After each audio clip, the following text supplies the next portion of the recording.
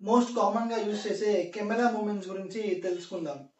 నమస్తే, welcome to mobile cinematography series. Audience ని visual గా అండ్ ఆల్సో డిఫరెంట్ పర్స్పెక్టివ్ గా ఎంగేజింగ్ గా కూర్చోబెట్టి ఆ విజువల్స్ ని చూపించడానికి యూజ్ చేసేదే ఈ కెమెరా మూమెంట్స్. దాంట్లో మోస్ట్ కామన్ గా యూజ్ చేసేవి ప్యాన్.